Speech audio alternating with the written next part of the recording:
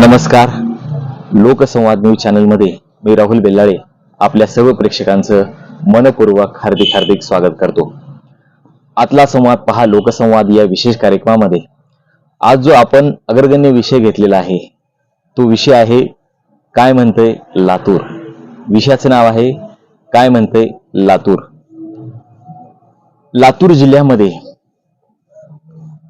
एखादी निवडणूक पार पडत असताना त्या निवडणुकीमध्ये डायलॉग पुढे येत असतो आणि आपसुकच हे म्हणावं वाटतं की लातूर जिल्हा हा डायलॉग निर्माण करणारी फॅक्टरी आहे का, असा एक प्रश्न या ठिकाणी उद्भवतोय. कारण लातूर जिल्ह्यामध्ये अनेक निवडणुका होत असतात आणि त्या निवडणुकीच्या माध्यमातून वेगवेगळे डायलॉग पुढे येत असतात आणि त्यातून निवडणूक पार पडत असते. त्या निवडणुकीला त्या डायलॉगच्या माध्यमातून आगळं वेगळं महत्व प्राप्त होत असतं. आणि या महानगरपालिकेच्या निवडणुकीमध्ये लातूरच्या काय म्हणते लातूर हा डायलॉग अतिशय गाजला आणि तेथूनच खरं प्रचाराचं माध्यम पुढे आलं. या महानगरपालिकेच्या माध्यमातून लातूर परिसरामध्ये मी शिकत असताना लातूर शहर असेल, लातूर ग्रामीण असेल, या सर्व परिसरामध्ये तेथील ग्रामीण लेवलचं जे राजकारण आहे, शहरी जे राजकारण आहे, हे मी जवळून अनुभवलेलं आहे, पाहिलेलं आहे, बघितलेलं आहे. आणि त्या राजकारणाचं वलय हे त्या भागाशी संलग्न असलेलं पाहायला मिळतंय. कारण एक मोठी परंपरा म्हणून राजकीय सुद्धा लातूर ग्रामीण असेल, लातूर शहरी असेल, या ठिकाणी अनेक निवडणुकीच्या माध्यमातून, अनेक प्रचाराच्या माध्यमातून पुढे सातत्याने ती भूमिका पुढे येत असते. आणि ते लातूरचं जे वलय आहे राजकीय, हे आगळं वेगळं पाहायला भेटतं. आणि म्हणून लातूर जिल्हा हा आणि लातूर शहर, लातूर ग्रामीण हा संबंध परिसरच, येथील मतदार हा शिक्षणामध्ये तर साक्षर आहेच, शिक्षणाची पंढरी म्हणून लातूर जिल्ह्याला ओळखलं जातच, पण राजकारणामध्ये सुद्धा सुशिक्षित मतदार आहे हे सांगणं या ठिकाणी औत्सुक्याचं ठरतं, महत्वाचं ठरतं. गेल्या काही दिवसांमध्ये जे लातूरमध्ये जी परिस्थिती उद्भवली आणि लातूरचं जे समीकरण बदलत गेलं, याच्यावर खऱ्या अर्थानं दृष्टिक्षेप देणं या विषयाच्या माध्यमातून महत्वाचं ठरतं. त्याचं कारण म्हणजे ही जी निवडणूक लागली महानगरपालिकेची, आणि या महानगरपालिकेच्या निवडणुकीमध्ये विविध पक्षाच्या भूमिका पुढे आल्या. सुरुवातीला युती होईल का नाही लातूरमध्ये हे प्रश्नचिन्ह निर्माण झालं होतं आणि अर्थात ती युती राहिली नाही.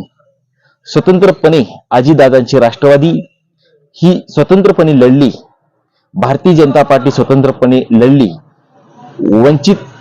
वंचित महाविकास आघाडी आणि काँग्रेस हे संलग्न लढले. आणि हे समीकरण सुरुवात झाली प्रचाराच्या माध्यमातून असेल, निवडणुकीच्या माध्यमातून असेल, आणि त्यामध्येच मतदारांचा कोल काय असेल हे जेव्हा प्रश्न उद्भवलं, तर भारतीय जनता पार्टीच्या लातूरमध्ये अर्ध्या सीटा येतील असे एक चित्र त्या परिस्थितीमध्ये उद्भवलं. त्या अखेरीस पत्रकारांना बोलताना माननीय संभाजी पाटील निलंगेकर यांच्या वक्तव्यातून काही गोष्टी निदर्शनास आल्या. आणि त्या गोष्टी म्हणजे संभाजी पाटील निलंगेकर यांना हे कळून चुकलं होतं की आपण जर राष्ट्रवादी आणि भारतीय जनता पार्टी जर युतीच्या माध्यमातून लातूर महानगरपालिका जर निवडणूक लढलो तर आपल्याला चांगल्या पद्धतीचं यश भेटेल.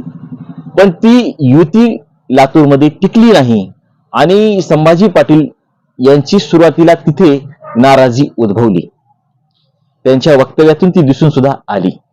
आणि संभाजी पाटील यांना हा धोका अतिशय जवळीकपणे माहिती होता. आणि प्रचार सुरू झाल्यानंतर भारतीय जनता पार्टीचे रवींद्र चव्हाण हे लातूरमध्ये आले आणि जे आक्षेपार्ह वक्तव्य रवींद्र चव्हाण यांच्याकडून जे झालं आणि त्या वक्तव्यातून संबंध लातूर शहरामध्ये जी लाट निर्माण झाली आणि त्या लाटेतून लातूरच्या निवडणुकीचं पूर्णपणे समीकरण बिघडलं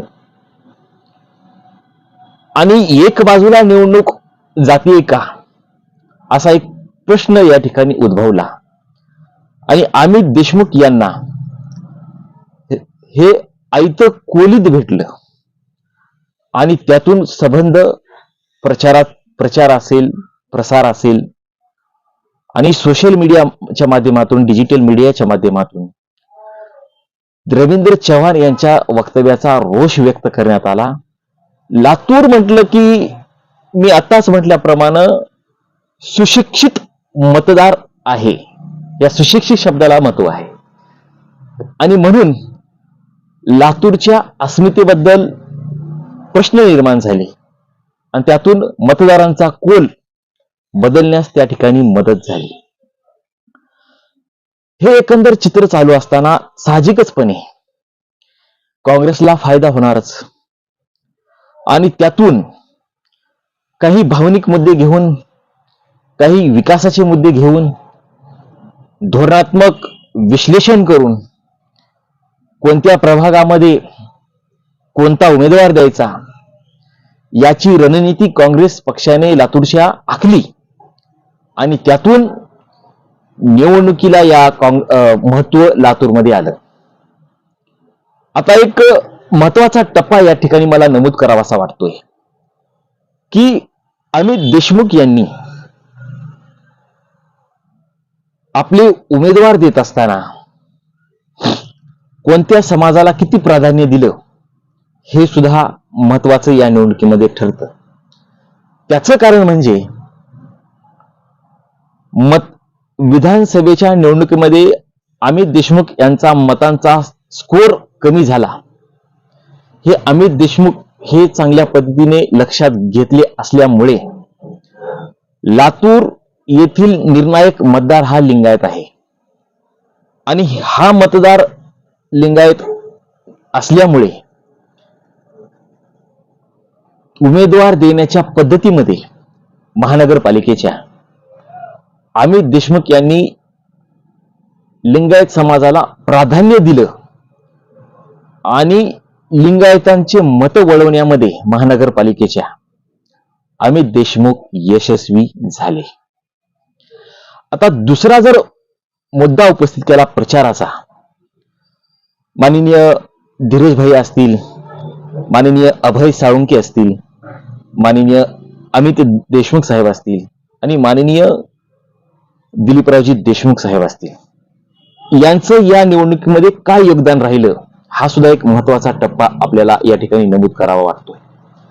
कारण कोणतीही निवडणूक ही काहीतरी वेगळं शिकवून जात असते आणि त्याचाच परिपाक हा या लातूर महानगरपालिकेच्या निवडणुकीमध्ये खऱ्या अर्थानं दिसून आला.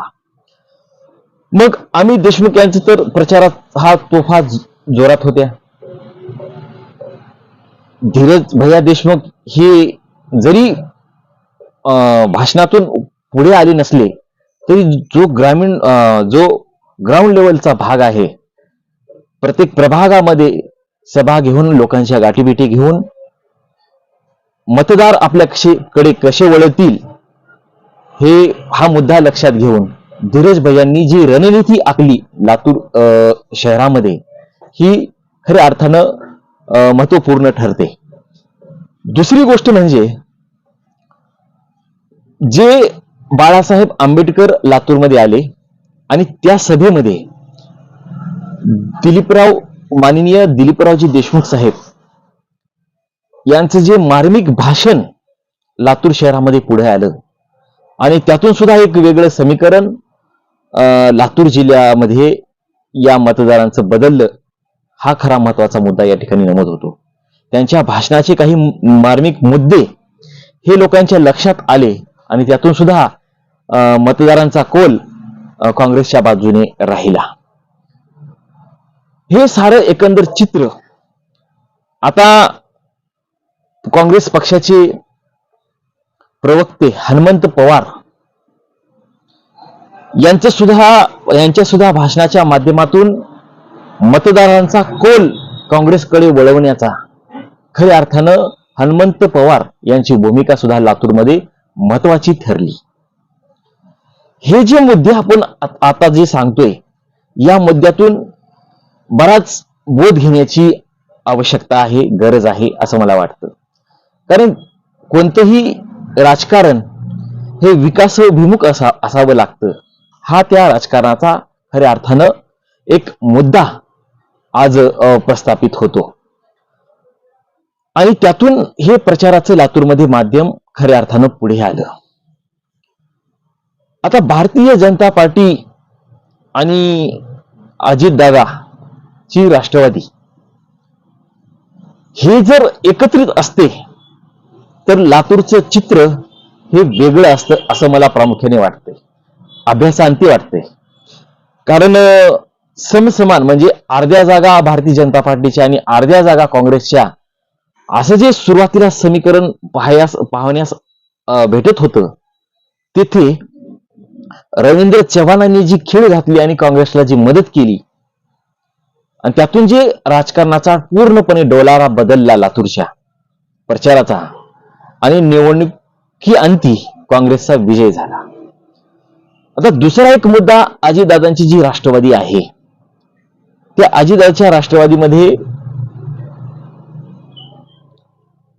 विक्रांत गोजमगुंडे हे काही दिवसांपूर्वी आले आणि लातूरची महानगरपालिकेच्या ची जी धुरा आहे ही विक्रांत गोजमगुंडे सहकार मंत्री माननीय बाबासाहेब पाटील अशी राष्ट्रवादी काँग्रेस पार्टीमधील काही मंडळींवर जबाबदारी, संजय बनसोडे असतील, या सर्व मंडळींवर राष्ट्रवादीची जबाबदारी येऊन ठेपली. विक्रांत गोजमगुंडे हे काँग्रेसचे काही दिवसांपूर्वीच राष्ट्रवादीमध्ये त्यांनी प्रवेश केला या महानगरपालिकेच्या अनुषंगाने आणि त्यातून त्यांची जोखीम प्रचाराची खऱ्या अर्थानं पुढे आली. खूप मेहनत विक्रांत गोजमगुंडे यांनी लातूरमध्ये घेतली, पण त्यांना हवं तेवढं यश प्राप्त झालं नाही. जर युती धर्म पाळला असता लातूरमध्ये तर लातूरचं चित्र वेगळं असतं, हे प्रामुख्याने दिसून येते. आणि त्याचाच फटका हा अजितदादांच्या राष्ट्रवादीला सुद्धा झाला आणि दुसरा फटका मोठा हा भारतीय जनता पार्टीला सुद्धा झालेला दिसून येतो. आता ही जी रणनीती आखली गेली काँग्रेसची, ही पूर्णपणे व्यवस्थित आखली गेलेली मी आता सांगितल्याप्रमाणे. आणि शेवटी लातूरची अस्मिता आणि त्या अस्मितेला लातूरकर कशा पद्धतीने महत्व देतात आणि त्यातून निवडणूक कशी पुढे येते, निर्णायक ठरते आणि लातूरचं जे हे राजकारणाचं वलय खऱ्या अर्थानं पुढे आलं आणि काल काँग्रेसचा लातूर महानगरपालिकेमध्ये घवघवीत काँग्रेसला यश प्राप्त झालं. माननीय विलासराव देशमुख साहेब हे लातूरची खऱ्या अर्थानं अस्मिता आहेत आणि त्यांच्यावर जर कोणी एखादं आक्षेपार्ह वक्तव्य केलं तर राजकारणामध्ये कसा फटका बसतो हे लातूरकरांनी दाखवून दिलं. आणि माननीय विलासराव देशमुख साहेब लातूरच्या विकासामध्ये त्यांचं योगदान खऱ्या अर्थानं खूप मोठं. लातूरचं पूर्ण चेहरा मोहरा बदलण्याचं काम हे माननीय विलासराव देशमुख साहेबांनी केलं, हे कोणीही नाकारू शकत नाही. आणि जोपर्यंत काही राजकीय मंडळी बोलून गेलेली आहेत की जोपर्यंत चंद्र सूर्य आहेत तोपर्यंत माननीय विलासराव देशमुख साहेब हे त्यांच्या विचाराने, त्यांच्या नावाने ओळखलेच जाणार हे मात्र निश्चित. माननीय विलासराव देशमुख साहेब यांनी ही निवडणूक, हा विजय खेचून आणला असं मला वाटतंय. त्याचं कारण म्हणजे जे चव्हाणांनी वक्तव्य केलं आणि त्याचा रोष संबंध लातूर शहरामध्ये उद्भवला आणि त्यातून हा काँग्रेसचा विजय झाला, सगळे हाताने विजय झाला. म्हणजे एखादा माणूस देवाघरी गेल्यानंतर त्याची जी ताकद, त्याची अस्मिता, त्या व्यक्तीचं वर्चस्व आज सुद्धा अबाधित आहे लातूरमध्ये, हे या निवडणुकीतून खऱ्या अर्थानं दिसून आलं. प्रत्येक निवडणूक ही काहीतरी शिकून जात असते आणि त्या निवडणुकीतून बोध घेऊन राजकीय मंडळी आपली व्यूह रचना आखत असतात. संभाजी पाटील निलंगेकर यांनी सुद्धा आम्ही आमच्या चर्चेमध्ये काही मुद्दे या निवडणुकीच्या अनुषंगानं, या महानगरपालिकेच्या निकालाच्या अनुषंगानं आम्ही चर्चा करतो असं त्यांचं हे वक्तव्य पुढे आलं. विचारमंथन करू अर्थात असं त्यांचं हे वक्तव्य पुढे आलं. हे राजकीय जे मंडळी असतात हे यांच्यावर सामान्य जनतेची जबाबदारी असते. नुसता विकास नव्हे तर एक राजकारणातला सुसंस्कृतपणा सुद्धा अबाधित ठेवण्याचं काम या मंडळींवर येऊन ठेपलेलं असतं. आणि म्हणून हा लातूरचा विजय विचाराधीन झाला असं मला वाटतंय. एकंदर हे जे चित्र बदललं लातूर महानगरपालिकेचं, हे चित्र एका वक्तव्यातून उद्भवलं आणि त्यातून हा सर्व निवडणुकीचा परिपाक पुढे आला. शेवटी एकच या ठिकाणी मला नमूद करावं असं वाटतं की लातूर जिल्ह्यातील जनताच जशी शिक्षणामध्ये एखादा व्यक्ती साक्षर असतो तसं राजकारणामध्ये लातूरची जनता ही साक्षर आहे, हे या निवडणुकीमधून दिसून आलेलं आहे. शेवटी अस्मितेचे मुद्दे घेऊन, शेवटी विचाराचे मुद्दे घेऊन हे प्रत्येक निवडणूक तर लढली जात असते. पण अमित देशमुख यांची जी या निवडणुकीमध्ये व्यूह रचना लक्षात घेतली तर मी आता सांगितल्याप्रमाणे काही मुद्दे पुढे येत असतात. अभय साळुंखे यांचे भाषणाचं कौशल्य, काँग्रेसचे प्रवक्ते हनुमंत पवार यांचा भाषणाचा प्रभाव लातूरमध्ये चांगल्या पद्धतीचा राहिला, अमित देशमुख यांचा प्रचार चांगल्या पद्धतीचा राहिला आणि शेवटी शेवटच्या टप्प्यातलं जे भाषण मार्मिक पुढे आलं ते म्हणजे माननीय दिलीपरावजी देशमुख साहेब यांचं सुद्धा भाषण पुढे आलं. आणि त्यातून अगोदरचं ते रवींद्र चव्हाण यांचं वक्तव्य आणि त्यातून काँग्रेसची व्यूह रचना आणि सर्वात महत्वाचा मुद्दा म्हणजे गेल्या विधानसभेच्या निवडणुकीमध्ये अमित देशमुख यांना मताचा स्कोर कमी झाला होता की अर्चना पाटील ह्या अमित देशमुख यांच्या विरोधात असल्यामुळे लातूरचा मतदार हा निर्णायक लिंगायत समाज आहे आणि लिंगायत समाजाला आपल्याकडे वळवण्यामध्ये अमित देशमुख यांना यश आलं. त्या यशाचं कारण म्हणजे लिंगायत समाजातील उमेदवार हे अमित देशमुख यांनी उभे केले, हे या मागचं धोतक आपल्याला या निवडणुकीच्या माध्यमातून दिसतंय. हे जे मुद्द्याचं आपण सार पूर्णपणे सांगितलेलं आहे हे दिसून येते. अशा पद्धतीने ही महानगरपालिका काँग्रेसच्या ताब्यामध्ये आली. प्रत्येक निवडणूक ही वेगळं काहीतरी ठेवून जात असते आणि त्यातून हे राजकारणाचं समीकरण बदलत असतं. काय म्हणतंय लातूर हा डायलॉग लातूर शहरामध्ये संबंध आजही त्याची पूर्णपणे चर्चा चालूच आहे. आणि लातूरचा जो हा निर्णायक मतदार आहे खऱ्या अर्थानं महत्वपूर्ण ठरतो, सुशिक्षित मतदार ठरतो, हे मात्र या निवडणुकीतून लक्षात आलं.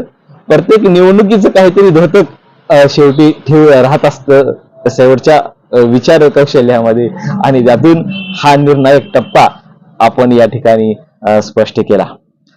काय म्हणतोय लातूर हा विषय आपण या ठिकाणी घेऊन आलो होतो.